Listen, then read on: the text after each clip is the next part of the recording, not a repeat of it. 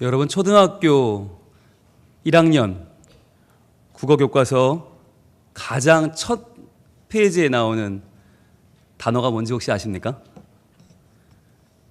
너무 오래전 얘기라 기억이 잘 안 나시죠? 저도 헷갈리더라고요.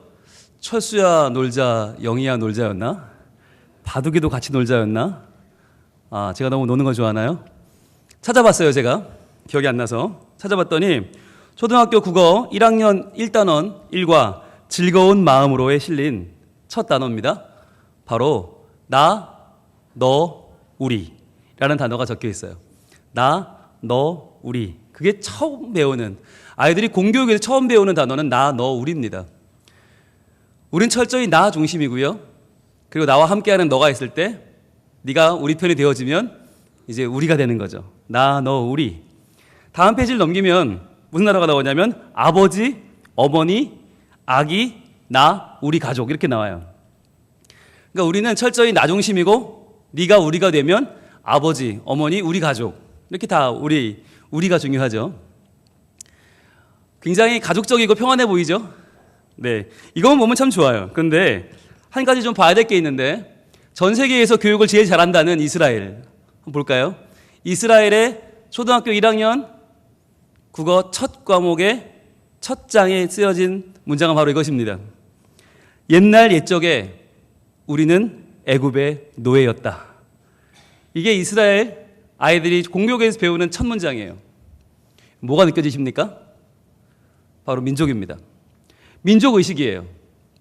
우리 민족은 옛날 옛적에 애굽의 종이었다. 어떤 질문이 나올까요? 선생님, 왜 우리는 애굽의 종이었나요? 선생님, 우리는 애굽의 종이었을 때 얼마나 힘들고 아프고 괴로웠을까요?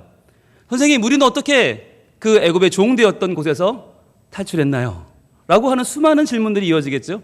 그러면서 자연스럽게 우리 민족과 함께 하신 하나님의 은총을 교육하고 우리나라가 민족이 얼마나 하나님의 은혜로 여기까지 왔는지를 자연스럽게 애들에게 알려주는 교육하는 시간이 된다고 하는 것이에요.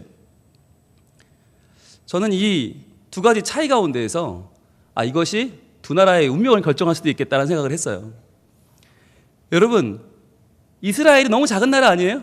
그런데 그 나라가 유럽의 강대국들 사이에서 또 중동의 그 오일머니로 무장한 나라들 사이에서 조금도 기죽지 않아요. 큰 소리를 치고 살아요.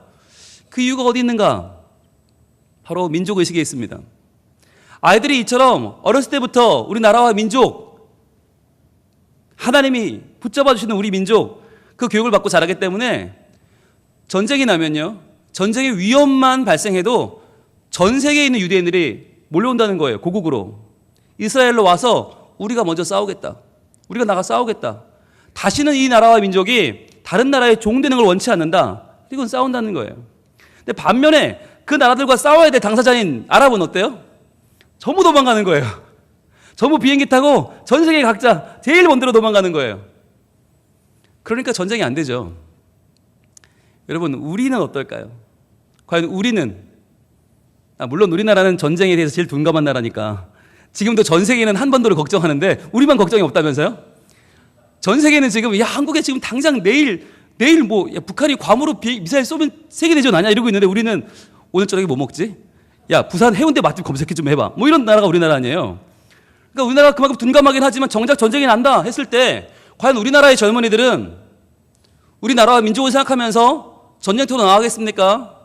아니면 제일 빨리 탈 수 있는 비행기로 비즈니스 좋고 1등석도 좋으니까 제일 멀리 이러고 나가겠습니까? 생각해봐야 될 문제가 아닐 수 없습니다. 민족의식이 사라진 나라, 역사를 잃어버린 나라는 더 이상 희망이 없습니다. 오늘은 제72주년 광복절 기념주일입니다. 광복절 기념주일을 맞으면서 우리는 다시 한번 역사와 민족을 떠올려 보고자 합니다. 오늘날 우리에게 역사는 사치품이 되어버렸어요. 민족의식? 그것은 남의 얘기가 되어버렸어요. 하루하루 먹고 살기가 얼마나 어려운데 당장 취업해야 되고 스펙 쌓아야 되고 당장 애들 먹여 살려야 되는데 무슨 그런 민족이 어디 있고 역사가 어디 있냐 이렇게 되어버렸어요. 당장 내 입에 들어오는 거 외에는 아무런 소용이 없는 그렇게 현실적이고 실용적이 되어버린 우리들, 그런 우리들이 점점 더 이렇게 역사를 잊어가다가는 과연 어떻게 될까요? 어떤 분들은 그런 질문을 하십니다. 목사님, 교회에서 왜 광복절 기념주의를 지킵니까? 아니 이게 뭐 성경에 나옵니까?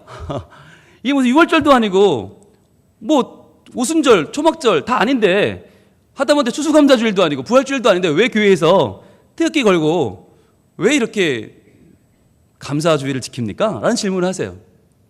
여러분 왜 지킬까요? 성경에 없는데 왜 지킬까요? 여러분 우리가 믿는 하나님은 이스라엘의 하나님이 아니기 때문이에요. 우리가 믿는 하나님은 이스라엘 한 나라의 하나님이 아니시고 온 천지 만물을 창조하시고 섭리하시고 완성하시는 천지 만물의 주인이시기 때문입니다. 그래서 우리는 왜 성경을 열심히 연구하는가? 성경이 이스라엘 역사여서가 아니에요. 이스라엘이라고 하는 한 나라를 통하여 보여주신 하나님의 은총과 하나님의 손길을 우리에게도 동일하게 허락하시는 줄로 믿고 그 하나님을 우리가 이 말씀을 통해서 만나는 것입니다. 그래서요, 이스라엘 백성들에게는 출애굽 사건이 있었죠. 우리에게는 해방이라는 놀라운 사건이 있습니다. 이스라엘 사람들은요, 그 출애굽의 역사를 6월절이라는 절기에 그대로 담아서 그 6월절이 모든 생활과 신앙의 근간이 됩니다. 우리에게도 마찬가지입니다.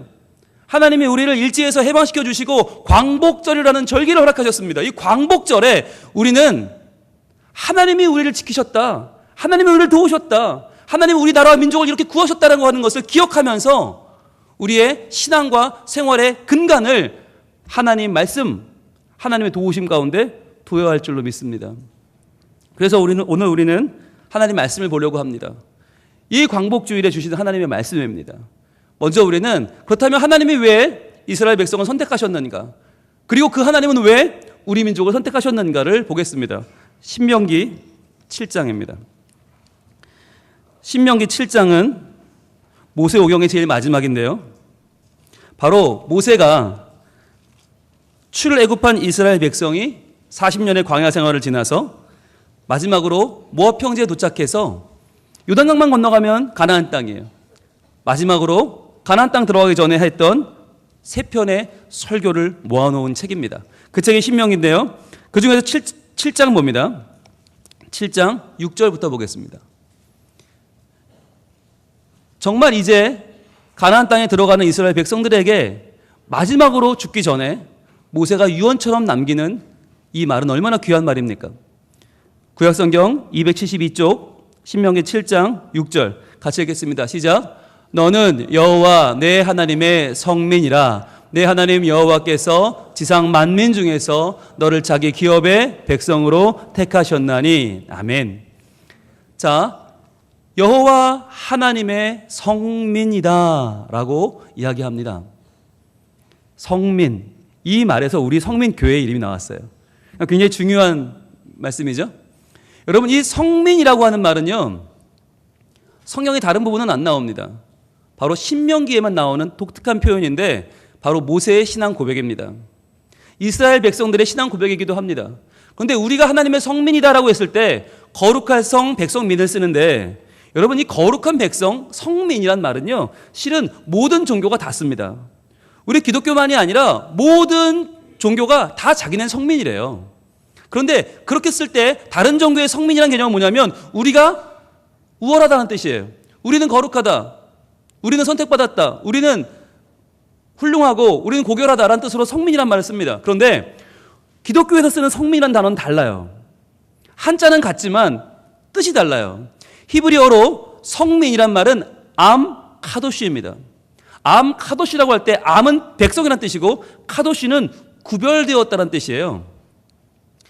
무슨 말이냐면 애굽이라고 하는 죄악 덩어리 속에서 하나님이 우리를 구별하셨다, 하나님이 우리를 빼어내셨다, 그것이 암 카도시, 성민입니다. 즉 우리 백성의 정체성은 무엇인가? 우리가 뭐 수준이 어떻고 우리가 뭐 얼마나 깨끗하고 그게 중요한 게 아니라 우리는 하나님이 그 손으로 빼어내셨다, 하나님이 구별하셨다, 그래서 우리는 하나님 거다라고 하는 말이 성민이란 말이에요. 그래서 우리가 성민교회, 성민가족이라고 할 때 우리가 남들보다 낫다 생각하시면 착각입니다. 오해입니다. 성민이란 뜻은 하나님이 빼어내셨다, 하나님 거다라는 뜻이에요. 우리는 하나님 손에 있다라고 하는 것이 성민이란 말이에요. 그런데 하나님의 성민이다라고 말씀하시면서 내 하나님 여호와께서 지상 만민 중에서 너를 자기 기업의 백성으로 택하셨다라고 말하죠. 여러분, 이 말이 굉장히 중요해요. 성민. 여러분, 거룩한 백성이라고 우리가 한자로는 쓰지만 영어로 하면요, the holy people이 아니고요, the separated people이에요. 구별된 사람들. 즉 하나님께서 지상 만민 중에서 너를 특별히 자기 기업의 백성으로 택하신 사람. 그러니까 어떻게 살아야겠습니까? 사람들은 다 돈을 따라 살고요, 힘을 따라 살고요, 성공을 따라 살아갈 때 우리만은 누구를 향해 살아야 됩니까? 하나님을 따라 살아야 되는 것입니다. 그러니까 가치관의 차이가 드러나야 되는 것이에요. 우선순위의 차이가 드러나야 되는 것이에요. 그러니까 입으로는 우리는 성민가족입니다, 우리는 성민교회 교인입니다 라고 하면서 가치관이 똑같아요. 우선순위가 똑같아요. 그러면 성민가족 아닌 거예요. 자존심을 걸고 우리가 성민이라는 이름을 쓰려면요, 우리는 가치관의 변화를 경험해야 되고 그것을 고백해야 됩니다. 그래서 우리는 하나님이 지상 만민 가운데에서 빼어내신 택하신 하나님의 백성임을 기억하고 살아야만 합니다. 그렇다면 왜 택하셨는가? 왜 우리여야만 하는가? 7절입니다. 이렇게 이어집니다. 그 다음 절입니다. 같이 읽습니다. 시작. 여호와께서 너희를 기뻐하시고 너희를 택하심은 너희가 다른 민족보다 수요가 많기 때문이 아니니라. 너희는 오히려 모든 민족 중에 가장 적으니라. 하나님께서 이스라엘 백성을 택하신 이유가 어디 있는가? 가장 적기 때문이라는 거예요. 여러분, 인원이 많고 힘이 센 민족을 택하면 얼마나 좋아요? 아니, 하나님이 영광 받을 일이 더 많을 거 아니에요. 하는 일마다 잘 되고 싸우는 전쟁마다 승리하고 얼마나 좋아요. 근데 왜 그렇게 하지 않으실까요? 그러면요, 하나님이 받을 영광이 하나도 없어요. 그렇지 않습니까? 아니, 그 나라는 원래 잘 싸워, 원래 인원이 많아, 원래 커, 원래 힘이 세, 그래서 이기는 건데 뭐 라고 생각하면 하나님이 받을 영광이 하나도 없어요. 작은 나라가 큰 나라를 이겨요. 힘이 없어 보이는 자들이 힘이 센 자들을 이겨요. 어떻게 이겼지 보니까 하나님이 하셨구나. 그게 하나님의 영광을 드러내는 방법이에요. 그래서요, 우리는요, 나의 잘남을 자꾸 이렇게 이야기할 필요가 없어요. 오히려 나의 연약함을 고백해야 됩니다. 나의 부족함. 지난주에 우리가 왜 저도 된다, 왜 지자라고 했나? 매번 이기는 사람은요, 이기는 게 신기하지 않아요. 그냥 원래 이기는 사람이 이기는 건데 뭐. 그런데 연약하고 부족함을 고백하는 사람이 이기면 그 이김은 누구의 이김입니까? 하나님의 이김이 되는 거예요. 여러분, 우리가 얼마나 작은지 잘 모르시고 사시죠? 우리나라가 얼마나 작은 나라인지 많은 분들이 시간을 못 하시더라고요. 그래서 제가 준비했어요. 우리나라의 면적을 보니까 22만 847제곱킬로미터인데 이렇게 말해도 와닿지 않으시죠? 22만 제곱킬로미터가 얼마큼인지.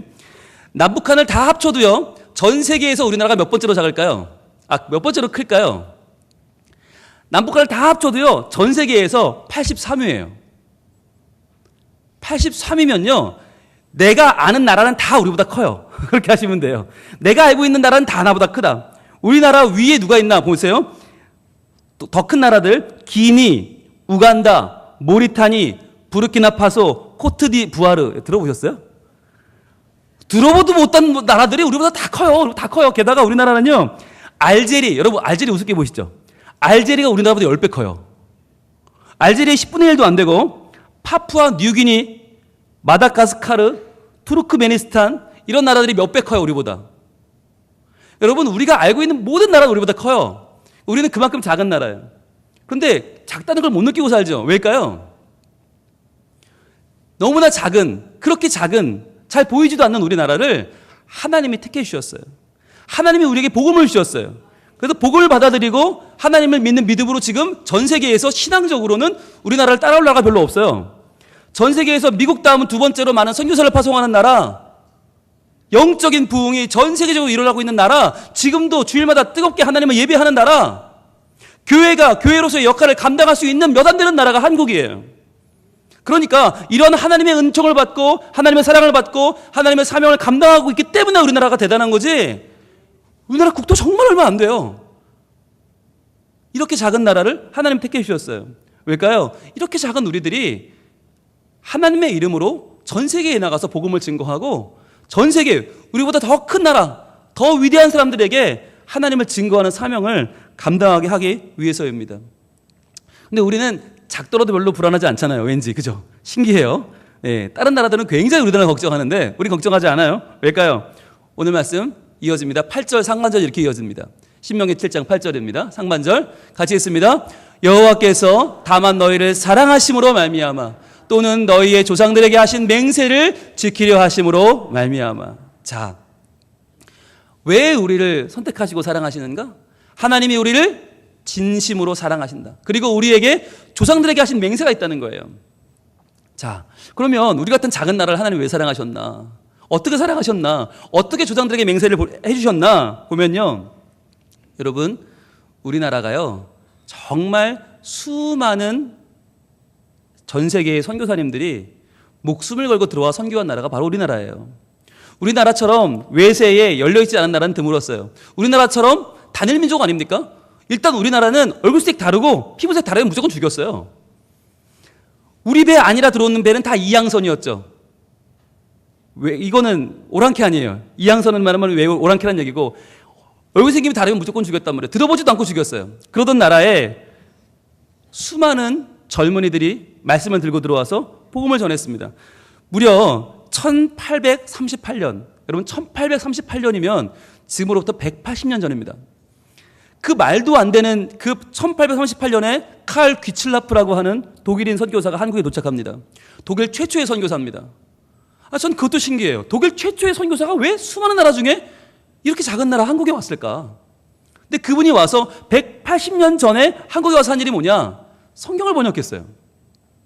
그 당시 한문으로 된 성경은 있었어요. 그 한문으로 된 주기도문을 한글로 처음 번역한 분이 이분이에요. 그러니까 성경을 처음으로 한글로 번역했고, 이분이 한글의 자모에 너무너무 아름답다, 전 세계에 이 한글을 알린 분이에요. 게다가 이분이 말씀을 전하러 와보니까 너무 못 살아, 너무 힘들어. 그러니까 최초의 의료사역을 했고, 그분이 서양 감자의 재배법을 처음으로 알려줬고, 또 야생 포도로 음료를 만드는 법을 가르쳐줬다는 거예요. 무려 180년 전에. 그리고 나서 28년이 지나고 1866년 그 유명한 토마스 선교사님이 제너럴 셔먼호를 타고 대동강으로 들어오십니다. 그리고는 예수 믿으라고 말 한마디 못하고 죽죠. 목이 잘라져 죽을 때 성경책을 전해주고 죽습니다. 근데 성경책을 받은 사람이 기가 막히잖아요. 무슨 선교사라는 사람이 뭐 오자마자 죽어? 이건 뭐야? 그리고는 그냥 갖다 벽에 발랐어요. 종이가 질이 좋으니까 도배를 했단 말이죠. 근데 그 도배해놓은 집에 찾아온 한 사람이 그걸 읽다가 은혜를 받고 변화가 돼서 하나님을 믿습니다. 그리고 그분의 집에 널다리 교회라는 우리나라 최초의 교회가 세워집니다. 그게 1866년이에요. 그리고 시간이 지나서 1884년에 알렌 선교사님이 인천항으로 들어오시고, 그 1년 후 1885년에 언더우드와 아펜젤러, 그 유명한 두 분이 부산항을 거쳐서 인천으로 들어와서 우리나라 복음의 씨앗이 뿌려지기 시작합니다. 여러분, 전 세계에서 이렇게 오래전에 이렇게 많은 분들이 이렇게 목숨을 걸고 들어와서 복음을 전한 나라가 없어요. 여러분, 서울에 가면 양화진이라는 곳이 있거든요. 양화진 외국인 선교사 묘지에 가시면 거기에서 목숨을 잃은, 이 땅에 오자마자 죽은 분도 있고요, 적응이 안 돼서 바로 죽은 분도 있고, 복음을 전하다 죽은 분도 있고, 무려 417명의 외국인 선교사와 그 가족의 묘지가 있고요. 그 중에는 본국으로 돌아갔다가 다시 돌아와서 선교사를 하다 돌아가신 분도 있어요. 광주 양림동에는 23명의 선교사 묘역이 있고, 대구 은혜동산에는 14명의 선교사님이 안장되어 있고요. 전주 선교부 남장로 선교사 묘원에도 여러 명의 선교사가 계시고, 창원 호주 선교사 묘역에도 8명이 안장되어 있습니다. 수많은 젊은이들이, 수많은 정말 앞이 창창한 구발리 같은 외국의 젊은이들이 선교사로 우리나라에 왔습니다. 복음을 전해주고 죽었습니다. 왜 그랬을까요? 하나님께서 무려 180년 전에, 그리고 130년 전에, 110년 전에, 100년 전에 우리 민족을 향한 하나님의 사랑을 보여주신 것입니다. 하나님의 맹세를 보여주신 것입니다. 말도 안 통하는 나라, 도무지 하나님에 대해서는 남놓고 기억자도 모르는 이 나라에 수많은 세계의 젊은이들이 와서 목숨을 버린 이유는 무엇이겠습니까? 바로 하나님께서 오늘날 우리가 주일에 이렇게 예배드리면서 하나님을 찬양하는 이 아름다운 신앙의 영적 부흥을 가져오기 위한 하나님의 씨 뿌리는 역사였던 것입니다. 여러분, 우리는 기억해야 됩니다. 우리는 영적인 부흥, 오늘날 한국교회 그러면 무조건 큰 교회만 생각해요. 뭐 대형 교회들, 대형 연합집회, 뭐 어마어마한 방송국들. 아니요. 정말 중요한 것은 이 땅을 위해서, 이 민족을 위해서 하나님이 보내주신 수많은 선교사님들의 희생과 그 피와 땀을 기억해야만 할 것입니다. 그분들의 수고로 말미암아 이 땅에 씨가 뿌려지고 그 복음이 여기까지 온 것입니다. 그렇다면 그 하나님이 지금 구체적으로 행하신 일은 무엇입니까? 바로 오늘 7장 8절 하반절 같이 보겠습니다. 같이 했습니다. 시작. 자기의 권능의 손으로 너희를 인도하여 내시되 너희를 그 종되었던 집에서 애굽 왕 바로의 손에서 속량하셨나니, 이거예요. 하나님의 권능의 손으로 어떻게 했어요? 너희를 인도하여 내셨다. 지난 수요일에 배웠습니다. 인도하여 내셨다. 이것이 히브리어 원어로 야차였습니다. 야차. 이 야차란 단어는 매우 중요한데 출애굽기에 계속 나와요. 인도하여 내셨다. 내가 빼냈다. 너희는 내 거다.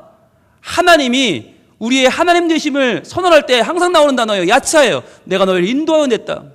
너희가 나온 게 아니다. 너희는 능력이 없어.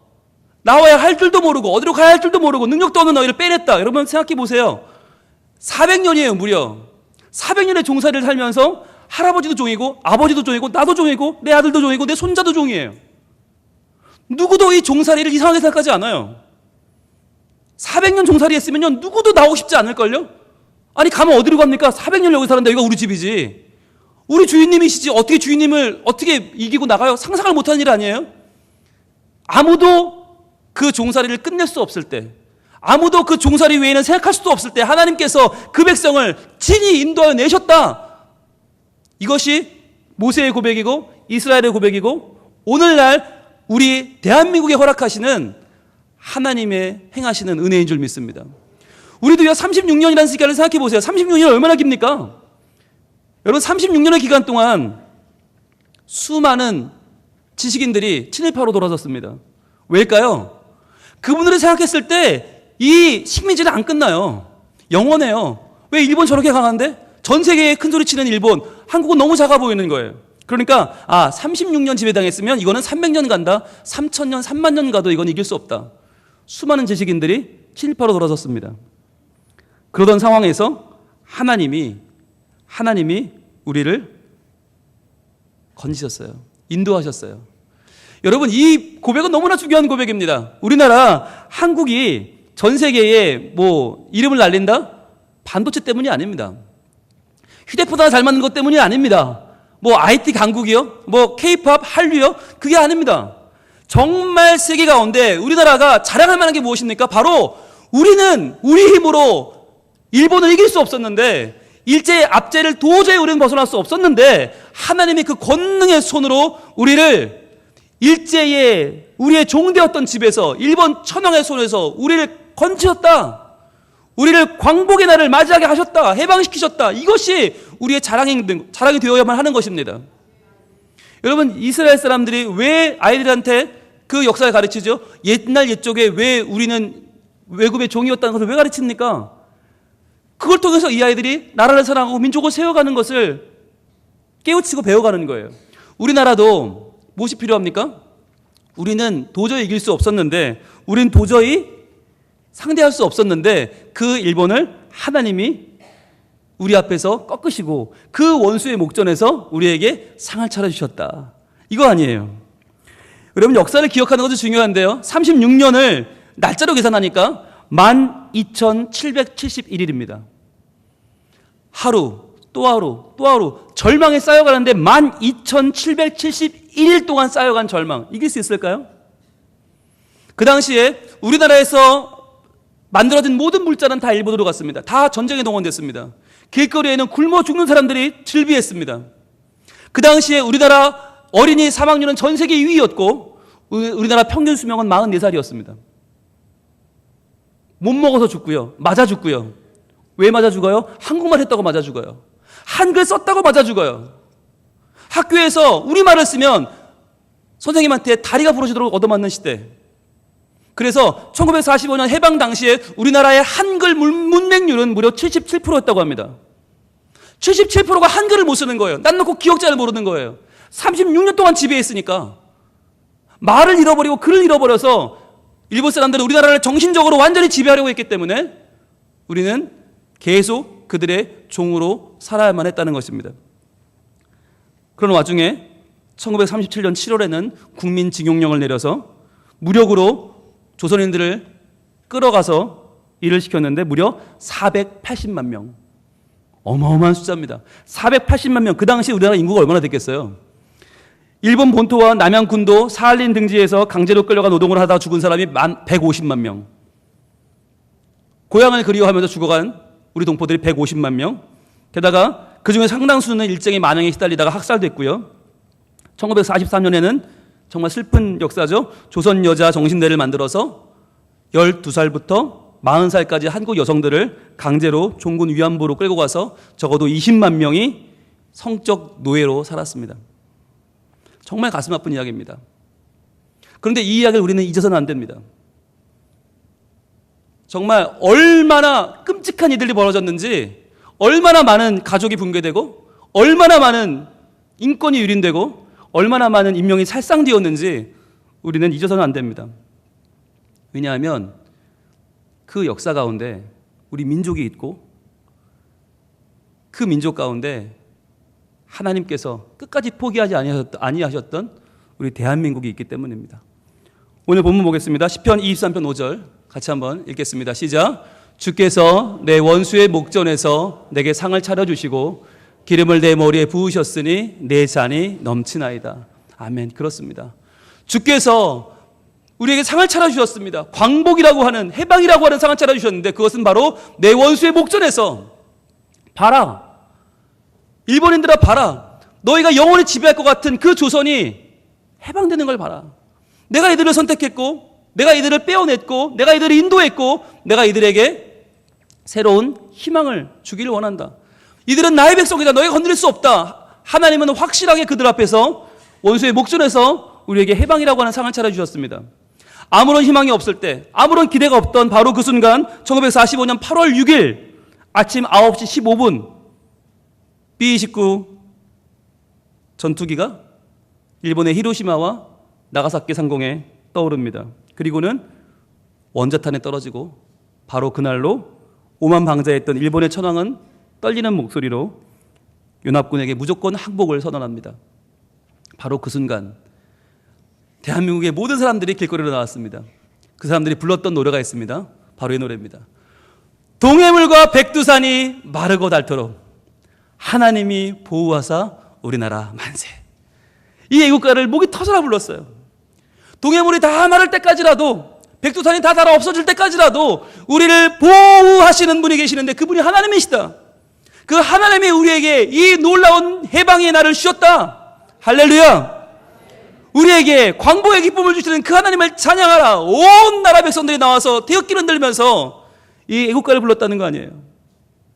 여러분, 하나님이 허락하신 놀라운 사건입니다. 근데 더 중요한 건요, 시간이 흘렀습니다. 오늘날 우리를 한번 볼까요? 오늘 우리는 하나님의 보호하심을 과연 바라보고 있습니까? 이 나라와 이 민족은 여전히 하나님의 보호하심을 기대하는 나라입니까? 그렇지 않다는 것이에요.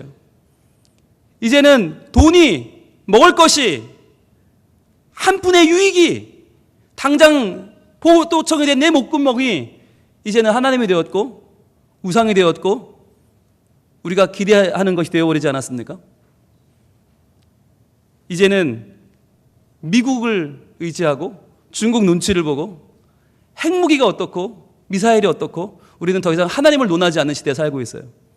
하나님의 은혜를 구하지 않는 시대에 살고 있어요. 그래서 더욱더 황폐해지고 있습니다. 우리나라에 그 옛날 수많은 선교사들을 보내셔서 말씀을 심으신 그 하나님께서, 그래서 다시 한번 우리의 황무함을 말씀으로 일구시고 36년의 그 일제시대를 광복이라고 하는 큰 상을 차려주셨던 그 하나님, 그 하나님을 다시 한번 의지할 수 있기를 원합니다. 그래서 우리나라와 우리 민족이 다시 한번 하나님의 택하심을 받은 성민으로 거듭나서 이 땅 가운데 하나님을 선포하고 하나님을 찬양하며 하나님이 도우시는 우리 민족임을 선언하면서 하나님의 온전한 뜻을 이루어가는 주의 백성으로, 하나님의 성민으로 살아가기를 우리 하나님 원하고 계십니다. 여러분 찬양할까요? 이 땅의 황무함을 보소서. 오 하나님, 더 이상 하나님을 원치 않는 이 백성, 하나님을 노래하지 않는 백성, 하나님을 구하지 않는 이 백성을 보시옵소서. 긍휼을 베푸시는 주여, 우리의 죄악을 용서하시고 이 땅을 고쳐 주시옵소서. 이제 우리 모두 하나 되어 이 땅에 무너진 기초를 다시 쌓을 때 우리의 우상들을 태우실 성령의 불이 임하실 것입니다. 이 땅의 황무함을 보소서. 하늘의 하나님, 긍휼을 베푸시는 주여, 우리의 죄악 용서하소서. 이 땅 고쳐 주소서. 이제 우리 모두 하나 되기를 원합니다. 이제 우리 모두 하나 되어 이 땅에 무너진 기초를 다시 쌓을 때 우리의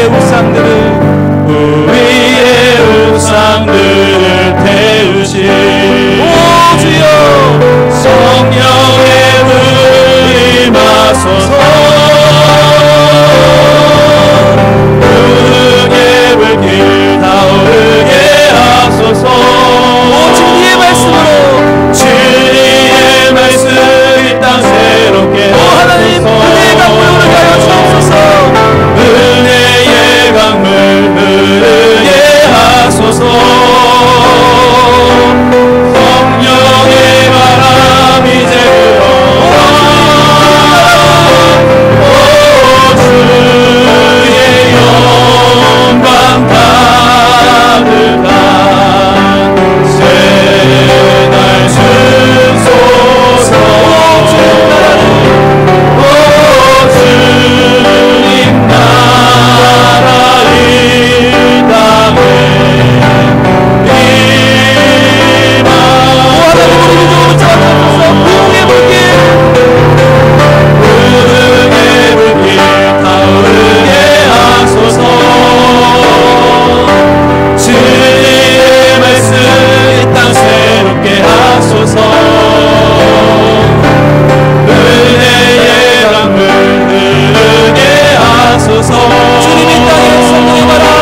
성령의 바람 이제 불어와. 오 주의 영광 가득한 새날 주소서. 오 주님 나라 이 땅에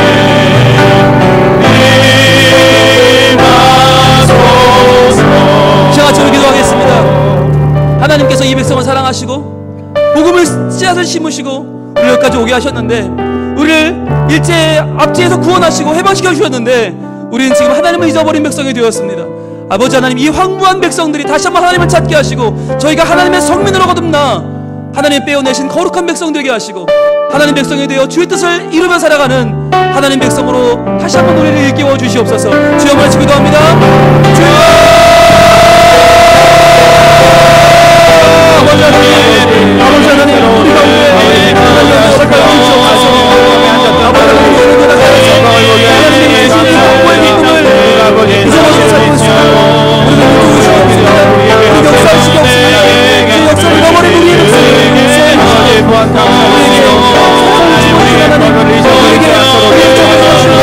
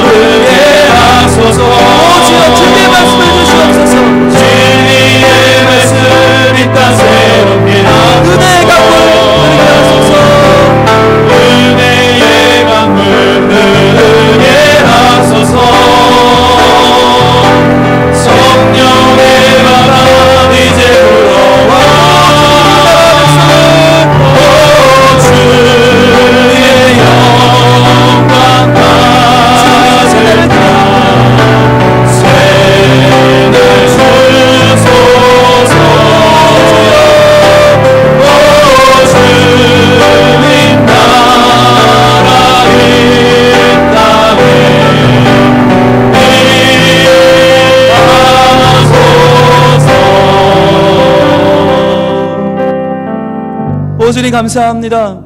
우리나라에 광복의 기쁨을 주시고 우리를 사랑하신 하나님을 믿고 예배하며 따르는 주의 백성 삼으셨으니 감사합니다. 주님, 우리는 세상과 다른 가치관으로 살아가는 하나님의 성민임을 기억하게 하여 주옵소서.